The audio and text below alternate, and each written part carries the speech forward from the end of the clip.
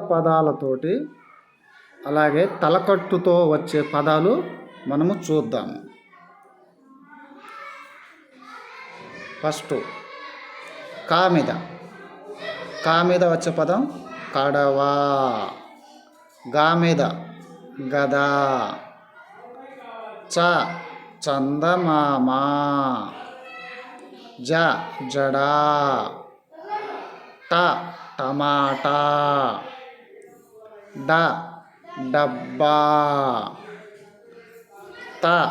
తబలా. దండా. నత్త. పలక. బంతి. మంచము. యతి. రంపం. లడ్డు.